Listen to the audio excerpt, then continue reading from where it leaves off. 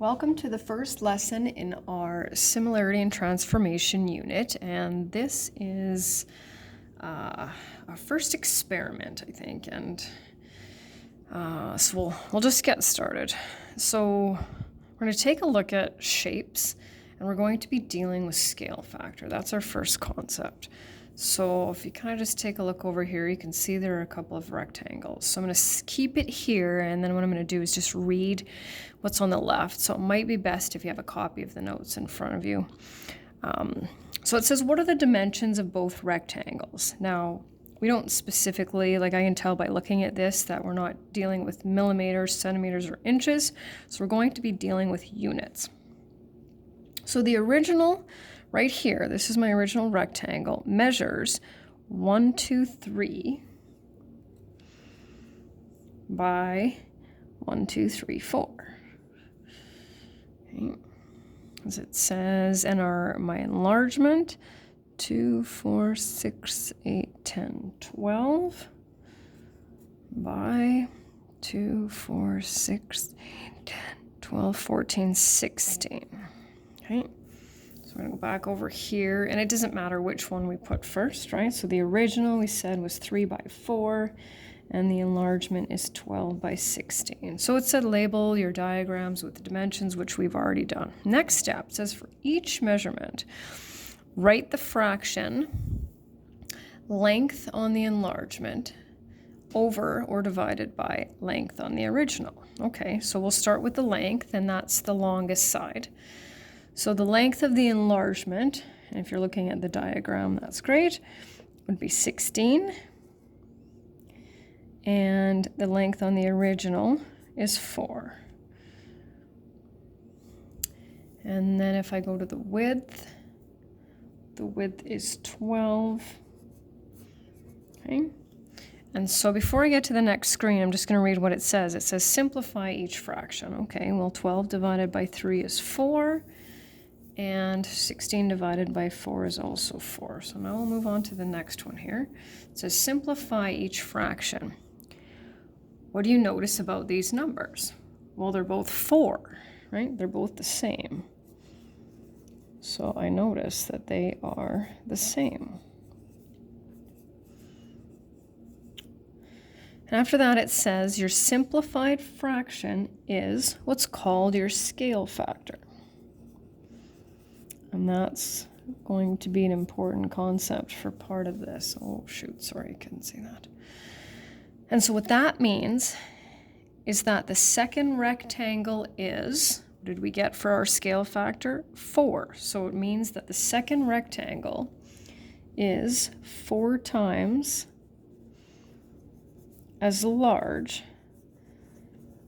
as the first one. And we can clearly see that it's larger, right? But we now know that because of our calculations, right, 3 times 4 is 12, 4 times 4 is 16, that this one is actually 4 times as large as the first one.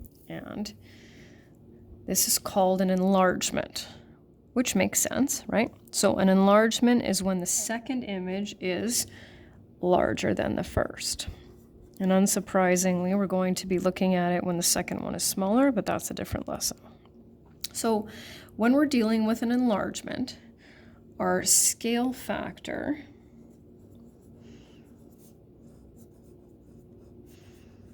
must be what in relation to 1? Well, let's see, we just calculated a scale factor and we got 4. So 4 in relation to 1 is clearly greater, right?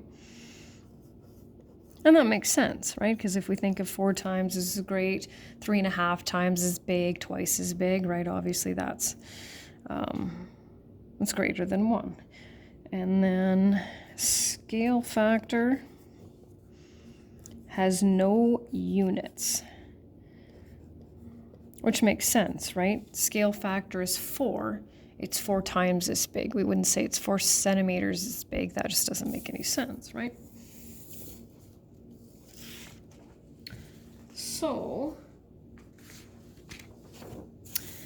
now what I've discovered is that this works best if students do it on their own. That's what I've discovered. So my suggestion to you would be just to listen to the instructions, pause the video, do it, and then come back and listen, because I found this screen right here to be one of the most effective ways of helping students with this. And so what it asks you to do is, here's a rectangle. And so it says draw an enlargement of the rectangle with a scale factor of 2 on the other graph paper. So my suggestion, pause the video, draw it, and then come back and watch. So this is, like I said, one of the most effective ways I've found at helping students figure out how this works.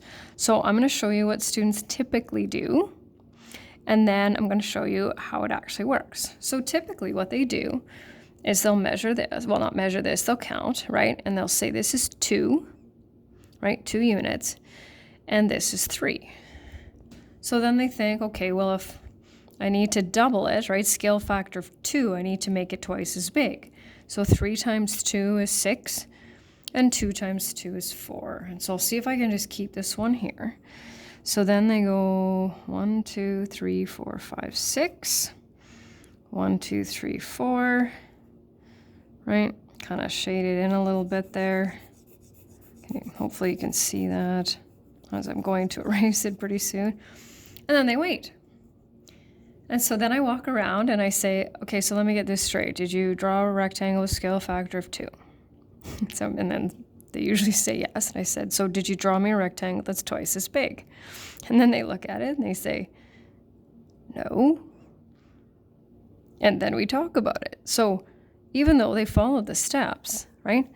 Why does it look like it's pretty much the exact same size? Well, the squares on the graph paper are not the same size. So that's not going to work. And so this is where our ruler comes in handy, because if you're dealing with either white paper or different size graph paper, you have to use a ruler.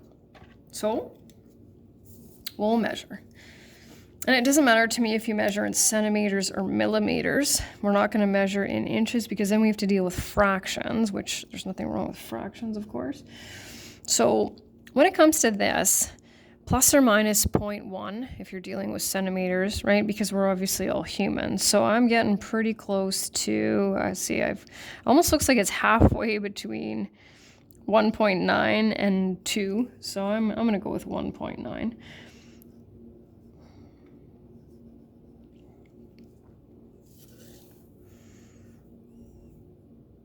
1.9 centimeters, and let's see, lining it up, 1.2.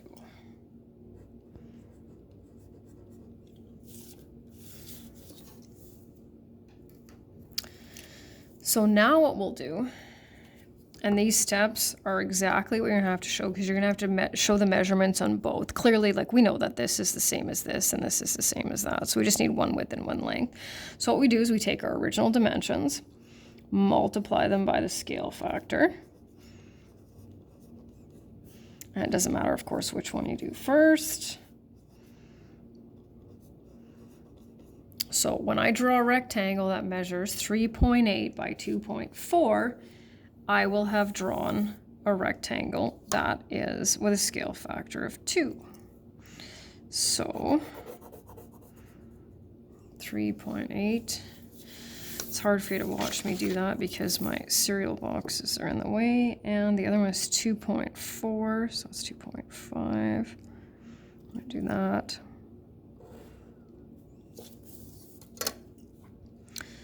And then all the way to there, and I'm going to shade it in for you just so that you can see it.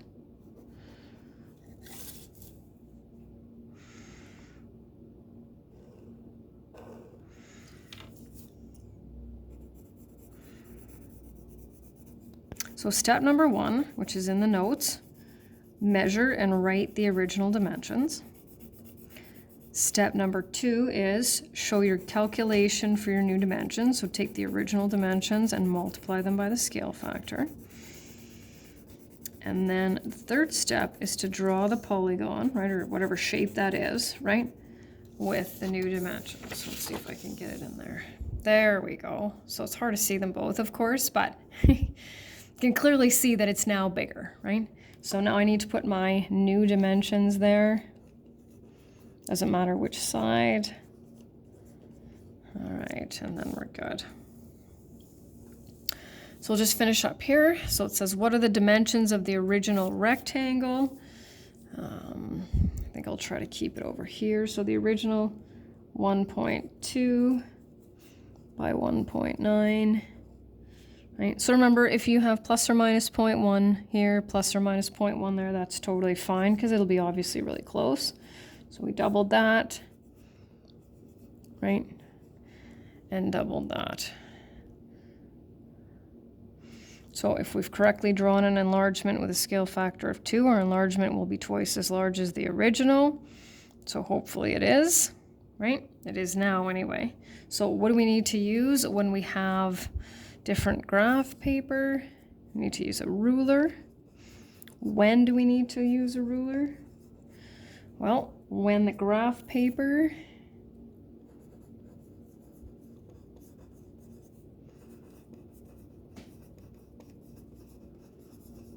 is of a different size,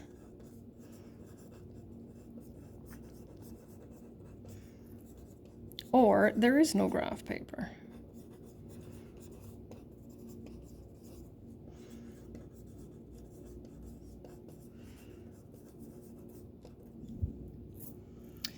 And that's the end of the first lesson.